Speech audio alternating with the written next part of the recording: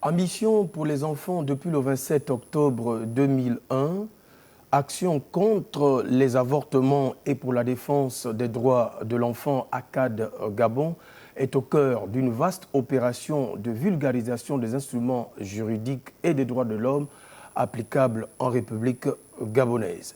Et pour en parler, justement, j'ai le plaisir de recevoir l'officier Henri Ekoga, président fondateur de ACAD Gabon. Madame, Messieurs, merci à vous qui nous rejoignez sur Gabon Première et merci une fois de plus de votre fidélité on ne peut plus précieuse. Officier Ekoga, bienvenue sur Gabon Première. Merci, Monsieur Armel Bina. Vous êtes un habitué du programme L'Entretien. Nous l'avions dit il y a quelques instants en propos introductifs que vous menez depuis quelque temps dans la commune de Libreville, la capitale du pays, une vaste opération de vulgarisation visant les instruments juridiques des droits de l'homme applicables en République gabonaise. À quoi consiste très concrètement cette opération? Merci, Monsieur Armel Bina, de m'avoir fait l'honneur de venir sur ce plateau parler un peu, un tant soit peu, des activités de l'organisation ACAD Gabon dont je suis le responsable. Depuis le 10 décembre 2021, l'organisation ACAD Gabon a tenu à magnifier, à l'occasion de la Journée internationale des droits de l'homme, adoptée par les Nations Unies le 10 décembre 1948, et à vulgariser cet instrument qui est capital, qui est d'ailleurs le fondement de notre loi fondamentale, la Constitution gabonaise. Donc j'ai constaté depuis quelques années que les Gabonaises et les Gabonais n'étaient pas imprégnés sur les notions des droits de l'homme parce qu'ils étaient, il faut le dire, ignorants des dispositions de loi nationales et supranationales en matière des droits de l'homme. Et ce n'est qu'une opportunité que nous saisissons pour lancer cette caravane d'explications et d'informations auprès des populations, donc du Gabonais lambda, de savoir ce que le Gabon, l'État gabonais, a déjà fait en matière du respect des droits de l'homme. Non seulement en se dotant d'une loi fondamentale, mais également en ratifiant les instruments internationaux tels que la Déclaration universelle des droits de l'homme dont je faisais allusion. En marge de la Déclaration universelle des droits de l'homme, s'ajoutent d'autres traités, d'autres instruments. Je citerai la Convention relative aux droits de l'enfant, adoptée aux Nations Unies le 20 juillet 1948 et ratifiée par le Gabon en 1985. Très bien. Voilà. Très bien. Alors, finalement, cette vaste campagne de vulgarisation, nous avons compris que les principales cibles sont les populations gabonaises, quel que soit leur niveau social. Et est-ce que c'est les populations gabonaises? Où êtes-vous passé concrètement? Où avez-vous commencé? À Libreville, à l'intérieur du pays? Qui a été impacté et qui est concerné? Le 10 décembre 2021, nous avons débuté cette caravane, cette campagne de vulgarisation des instruments internationaux par Libreville, notamment les échangeurs des charbonnages. Nous sommes allés au rond-point d'Awenje, mais notre objectif est de toucher les populations les plus reculées pour qu'ils sachent ce que le Gabon a déjà fait en matière des droits de l'homme. Parce que j'entends sur le terrain, c'est-à-dire au quartier, que les droits de l'homme n'existent pas. Et moi, je suis écœuré de constater que le Gabonais n'est pas suffisamment imprégné de ce que sont les réalités de notre pays. Lorsque vous avez l'éducation, c'est un droit de l'homme. Lorsque vous avez la santé, Est-ce qu'on peut dire aujourd'hui qu'il n'y a pas d'éducation, il n'y a pas de santé, il n'y a pas de justice, il n'y a pas de sécurité? Donc je vais au cœur des populations leur dire ce que le pays, donc le Gabon, qui est un État et qui est également une nation, a consenti. Cela est important parce que si les populations restent ignorantes, je vous renverrai aux dispositions du préambule de la Déclaration universelle des droits de l'homme, que la méconnaissance ou le mépris des droits de l'homme conduisent aux actes de barbarie. Vous ne renvoyez pas, moi, Je parle aux téléspectateurs de comprendre la nécessité de connaître les dispositions de loi nationales et internationales relatives aux droits de l'homme, donc à la protection des droits de l'homme. Très bien, il est important pour les populations, effectivement, de se pénétrer, d'être au fait de ces différents mécanismes liés aux droits de l'homme, mais également aux droits de l'enfant. Vous parliez il y a quelques instants de l'échangeur des charbonnages, d'AONG. C'est pour situer donc à nos téléspectateurs que l'officier Ekoga, à travers cette opération, a déjà sillonné le 1er arrondissement de la capitale gabonaise et le 4e arrondissement. C'est important de le souligner. Mais c'est bien une telle opération, mais vous le faites très concrètement en quelle qualité? Je suis officier des droits de l'homme. Il est important de savoir ce qu'on appelle officier. Ce n'est pas une usurpation. Parce qu'en matière de droits de l'homme, c'est une corporation, c'est une discipline où il y a une hiérarchisation. Très bien. Donc, j'ai été lauréat du prix national des droits de l'homme. Donc, pour rentrer dans ce domaine, vous avez une hiérarchie à suivre. D'abord en tant qu'auxiliaire, ensuite en tant qu'agent. Auxiliaire des droits de l'homme, agent des droits de l'homme, acteur des droits de l'homme et ensuite défenseur des droits de l'homme. Et lorsque vous avez franchi ces 4 étapes, vous atteignez l'apogée qu'on appelle officier. Le Gabon a cet honneur, en Afrique centrale et dans le monde, de disposer d'un officier droit de l'homme. Et concrètement, ce que ça veut dire? Ça veut dire qu'aujourd'hui, l'officier droit de l'homme que je suis est en même de délivrer des documents dont le gouvernement et l'État est reconnaissant. Donc nous avons délivré, nous sommes porteurs, ou je suis porteur de 4 exploits qui font de moi aujourd'hui officier. Parlons un peu de ces exploits, justement. Oui, le premier exploit porte création de la présomption d'identité qui remplace l'acte de naissance. La CPI. La CPI, bien sûr, vous êtes imprégné. Le deuxième exploit concerne la phase du mariage mixte, qui est le document qui est délivré au sujet expatrié, marié légalement avec un sujet gabonais. Très bien. Le troisième exploit concerne le livret des biens communs, c'est-à-dire pour sécuriser les couples qui ont réalisé des biens pour éviter les cas de spoliation ou les cas de barbarie en cas de séparation ou de décès. Très bien. Je voudrais ouvrir une parenthèse en disant que le livret des biens communs n'est pas un testament.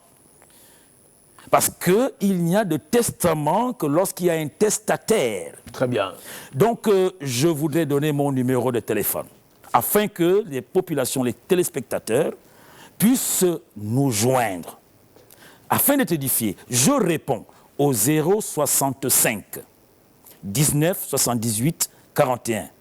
Très bien. 065 19 78 41. Revenons un peu proprement parler sur votre opération, c'est ce qui nous concerne. Dans le cadre de cet entretien, vous avez sillonné les chefferies de la commune de Libreville, notamment dans les quelques arrondissements que vous aviez posé vos valises dans le troisième de cette opération. Les chefferies, les établissements, que peut-on retenir de ces différentes étapes? Oui, ce qu'il faut retenir, Monsieur Armel, c'est que les populations ont été surprises de ce que nous leur parlions des instruments des droits de l'homme. Et lorsque nous avons brandi, par exemple, la Convention des droits de l'enfant, ils ne connaissent que dalle. Lorsque nous leur présentons la Déclaration universelle des droits de l'homme, ils n'en connaissent que dalle. Lorsque nous leur présentons le pacte international relatif aux droits civils et politiques, ils n'en connaissent que dalle. Et là, c'est tellement choquant. Le pacte relatif aux droits civils et politiques. Ouais, c'est des éléments élémentaires. Il faut noter, merci, il faut noter que le pacte international relatif aux droits civils et politiques, adopté aux Nations Unies en 1966, a été ratifié par notre État, Gabon, en 1985, constitue la première génération des droits, parce qu'il y en a 4. Alors, moi, je me suis dit, en tant que Gabonais, je n'ai pas besoin d'appartenir à un parti politique ou à un département ministériel pour m'occuper de mon pays, pour édifier les populations de mon pays. J'ai dit, mon peuple périt faute de connaissances, il faut leur apporter ces éléments de connaissance. D'abord, comprendre que le Gabon a beaucoup œuvré en matière du respect des droits de l'homme. Et le Gabon a siégé au Conseil des droits de l'homme des Nations Unies. Et ce n'est pas rien. Il faudrait que l'on voit aussi ce que le Gabon a fait de positif. Je ne suis pas pédégiste, je ne suis pas opposant, je suis une organisation non gouvernementale impartiale, neutre, chargée d'accompagner le gouvernement dans la mise en œuvre des politiques publiques en matière du respect des droits de l'homme. Et j'en ai apporté de ma modeste contribution. Si l'on demande où est-il, qu'est-ce qu'il fait, je travaille. Je suis au service de mes concitoyens, des enfants. Très bien. Peut-être pour illustrer un peu, officier Ekoga, pour illustrer un peu tout ce que vous dites, le gouvernement fait sa part dans ce sens, mais également certains organismes, certaines fondations, pour ne pas la citer, la fondation Sylvia Bongo Ondimba. Oui, mais il faut le noter ici sur ce plateau que Madame Sylvia, Excellence Madame Sylvia Bongo Ondimba, elle est grande officier des droits de l'homme. Je suis officier, mais elle est au-dessus. Quand elle est au-dessus, qu'est-ce qui justifie cela? Je voudrais édifier ces populations qui nous suivent en disant que Mme Sylvia Bongo a inscrit une journée internationale en matière des droits, de la protection des femmes, notamment la journée du cancer féminin. Aux Nations Unies, chose que votre humble invité n'a pas encore fait. Je ne suis pas encore sorti hors du territoire gabonais. Je suis encore national, or elle est internationale. Je me plais d'être son second en matière de défense des intérêts des personnes. Très bien, très bien. Et finalement, donc, on peut dire que ces différentes étapes ont connu un écho tout de même favorable. Oui, mais pas suffisamment. Pour cela, je suis sur ce plateau parce que là, ceux qui nous suivent ne sont pas forcément à Libreville. Ils sont à l'intérieur du pays pour dire nous devons aimer notre pays parce que c'est une grande nation.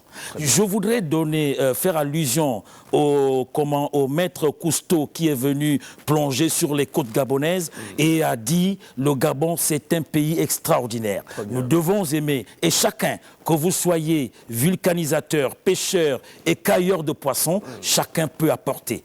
Moi, je voudrais bien qu'on insulte le président Ekoga, que l'on puisse le taxer de tout. Mais je vais continuer à travailler et servir mon pays.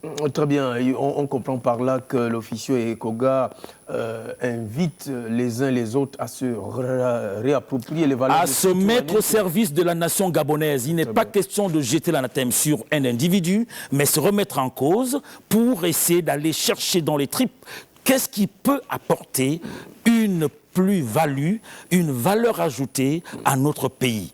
Nous avons, Monsieur Armel Mbina, excusez-moi, nous avons des Gabonais qui sont marginalisés. Lesquels sont marginalisés? Ce sont les Gabonais qui sont nés au Gabon, dont les parents sont expatriés. Je voudrais profiter ici de dire, en conformité avec la constitution gabonaise, qui est la mère des lois, en conformité avec les instruments internationaux, que ces Gabonais ne doivent plus être marginalisés, sinon discriminés. Il faudrait que toutes les personnes, les bonnes volontés qui veulent participer au développement, au rayonnement de notre pays, le fassent. Je n'ai pas besoin d'un parti politique. Mais je suis au service d'un Gabon vert, jaune et bleu. Ou encore d'une éventuelle casquette, nous l'avons fort justement compris et cerné. En croire un peu volumière, officier Koga, votre opération a connu un vaste engouement. Vous êtes véritablement sollicité. Mais ce n'est pas suffisant, M. Armel Lina. Non, parce que le fait de passer dans les établissements, les chefferies, moi je voudrais profiter d'appeler ou de solliciter l'aide de l'État, l'aide des bonnes volontés, des opérateurs économiques, à faire en ce que l'opération de vulgarisation des instruments juridiques des droits de l'homme applicables en République gabonaise soit connue de tous les Gabonais. Ça éviterait de jeter l'anathème sur les uns les autres. Voilà, donc parlant un peu, c'est vrai, vous le dites avec beaucoup de modestie que ce n'est pas suffisant, mais les chiffres parlent d'eux-mêmes. Comment comptez-vous justement, en dehors des médias qui vous accompagnent, en dehors d'autres canaux, pour atteindre un peu le plus grand nombre, ceux qui sont dans les quartiers relégués, ceux qui sont en interland, à l'intérieur du pays, dans les coins... Dans la diaspora. Voilà, dans la diaspora. C'est seulement un élan de solidarité. Honnêtement, ce n'est pas le président Ekoga que l'on va aider. Parce que le président Ekoga se suffit. Je peux manger, je peux me loger. Mais les Gabonaises et les Gabonais ont besoin de connaître ce que leur pays, leurs dirigeants ont fait. Je ne dis pas qu'ils ont fait tout en bien. Très bien. Mais le peu qui est fait, surtout dans mon domaine qui est le droit de l'homme, il faudrait que les Gabonaises connaissent. Parce que mon peuple périt faute de connaissances. Et ça, c'est un problème. C'est dit clairement dans la Bible, hein, dans les Saintes Alors, Écritures. il faudrait que les Gabonaises et les Gabonais s'imprègnent de toutes les notions relatives aux droits de l'homme qui font de notre pays un membre du concert des nations. Nous sommes membres des Nations Unies. Nous sommes membres de l'Union africaine. Nous sommes membres de la CEMAC. Nous sommes membres de la CAC. Vous imaginez aujourd'hui, les Gabonaises et Gabonais sont étonnés que l'Union africaine dispose d'un instrument qu'on appelle la Charte des droits de l'homme et des peuples, qui va dans la même continuité que les autres instruments. Et je dis, je n'accepterai pas qu'on continue à insulter notre pays et leurs dirigeants, vu les efforts que moi j'ai pu percevoir. Je ne veux pas aussi que les dirigeants puissent dormir de leur oreiller parce qu'il reste beaucoup à faire. Bien sûr, ils le prouvent, ils travaillent, ils sont à pied d'œuvre au quotidien. Alors, finalement, une telle opération qui renvoie à la vulgarisation, on ne le dira jamais suffisamment assez tout au long de cet entretien, des instruments juridiques des droits de l'homme applicables en République gabonaise. Je voudrais vous faire lecture d'une seule disposition. Je vais aller dans la Convention relative aux droits de l'enfant. Allez-y rapidement. Je vais à l'article 8. Donc, on se demande pourquoi M. Ekoga, officier droits de l'homme, soit-il délivre des supports. Je les renverrai dans la disposition de la Convention relative aux droits de l'enfant des Nations Unies, notamment à l'article 8. L'article 8 dit ceci. Les États partis s'engagent à respecter le droit de l'enfant et de préserver son identité, y compris sa nationalité. Fin de citation. Pour dire qu'il y a une nuance entre la nationalité, l'identité et l'acquisition d'un acte d'état civil, donc le registre d'état civil. Je voudrais encore vous renvoyer dans le pacte international relatif... Je pense à l'article 12. C'est l'article... vous êtes déjà membre de l'organisation. Pas du tout. Le pacte international relatif aux droits civils et politiques stipule en son article 12 Je cite. Allez-y. Quiconque se trouve légalement sur un territoire d'un État a le droit d'y circuler librement et d'y choisir librement sa résidence. Fin de citation. Ça veut dire quoi? Ça veut dire aujourd'hui les sujets expatriés qui sont mariés avec les sujets gabonais, ils font déjà partie de la communauté la communauté gabonaise, ils participent déjà au développement et par ricochet, ils ne sont pas là dans situation irrégulière, ils ont un acte de mariage signé par un officier d'état civil. Voilà la phase de mariage mixte dont je faisais allusion tout à l'heure. Alors, quel type de relation entretenez-vous, pour ne pas dire le type de partenariat, entre les instances qui ont pignon sur rue dans notre pays, qui facilitent au quotidien la mise en musique de vos différentes démarches? Mais nous entretenons des rapports très, très étroits et des rapports très fructueux dans la mesure où nous avons un seul et unique objectif, c'est de respecter la constitutionnalité et les dispositions de loi supranationales. Parce que tout ce que nous faisons est loi. Si ACAD Gabon sort du domaine des lois, alors pourquoi pas être inquiété? Très bien. Je dis, toutes les instances, que ce soit nationales ou internationales, nous parlons le même langage. Mais la différence, c'est que moi, je suis un peu passionné parce que je dispose ou je détiens la mission pour les enfants aujourd'hui, pas comme une activité professionnelle, mais comme un sacerdoce que l'Éternel Tout-Puissant m'a investi. Et quiconque voudrait remettre en cause tout ce que nous venons de dire, je suis prêt à le recevoir en débat télévisé. De toutes les façons, loin de créer des éventuelles polémiques, nous sommes là pour un programme pédagogique, informatif, et nous y attelons. J'y arrive. C'est pour dire que nous allons petitement et progressivement vers la fin de ce programme. Officier Ekoga, comment vous travaillez? Parce que quand même, c'est un travail très délicat, c'est une opération très, très sensible. Comment vous organisez un peu? Vous l'avez dit, l'organisation ACAD Gabon a été portée sur les fonds baptismaux le 27 octobre 2001. Oui. Donc aujourd'hui, de fil en aiguille, parce que je ne suis pas là par plaisir, c'est parce qu'à un moment donné, il fallait aller chercher l'expertise. Je l'ai fait sur le plan national et international. Aujourd'hui, je pense que les modestes moyens que nous disposons, qui ne suffisent pas, nous ont permis à résister pendant plus de 25 ans. Très bien. Et aujourd'hui, je suis prêt encore à multiplier ces 25 ans par 10 pour être définitivement au service de la question de la dignité de la personne de l'enfant. Oui, l'enfant, c'est le père de l'homme. Ce que nous faisons aujourd'hui, M. Armel, c'est pour nos enfants. Très bien. Donc aujourd'hui, le langage, les échanges doivent être fluides et constructifs. Alors, donc, pour dire que ce que les autorités font, c'est pour le bien du plus grand nombre des populations. Très bien. Et ce que les populations aspirent, c'est pour pérenniser les autorités.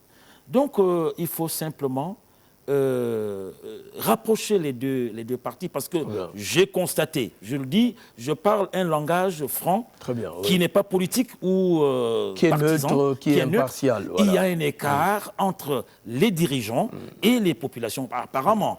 Et il faut que ce que les dirigeants font, que les populations puissent en savoir davantage. Très bien. Et ce que les populations désirent, il faut que les autorités, les dirigeants puissent en savoir. Donc nous sommes en interface, nous sommes interactifs, c'est-à-dire essayer d'informer les populations des efforts qui sont faits au niveau des autorités et de dire aux autorités les préoccupations des communautés. Des communautés, des populations. Officier Ekoga, si vous aviez un mot de la fin à dire pour boucler la boucle, c'est lequel? Je voudrais inviter les populations tout entières à soutenir ce que nous faisons. C'est par amour de notre patrie, c'est par amour de notre pays Donc, qu'on enlève l'étiquette de M. Ekoga, qui est officier des droits de l'homme, mais que l'on voit la portée de ce que nous faisons. Toutes les Gabonaises et Gabonais doivent savoir, doivent connaître les droits de l'homme, que les États, que le Gabon a leur consent.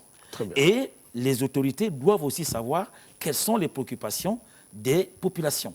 Donc, j'invite que vous soyez simple citoyen, que les droits de l'homme n'ont pas de limite. Nous sommes universels. Donc, venez soutenir la campagne de vulgarisation des instruments juridiques relatifs aux droits de l'homme applicables en République gabonaise pour qu'il y ait une meilleure compréhension entre, d'une part, les autorités et d'autre part, les populations. Madame, Messieurs, c'est la fin de cet entretien. Pour vous qui nous prenez à présent au vol, nous recevions l'officier Henri Ekoga, président fondateur d'Action contre les avortements et les droits de l'enfant, entendez ACAD Gabon, avec qui nous avions passé au peigne fin, ou mis un curseur sur l'opération de vulgarisation des instruments juridiques et des droits de l'homme, une campagne initiée dans la capitale gabonaise. Merci à vous de nous avoir regardé. Nos programmes se poursuivent sur Gabon Première. Soyez curieux tout en gardant l'esprit libre et ouvert à tous les possibles. Je vous dis à plus tard.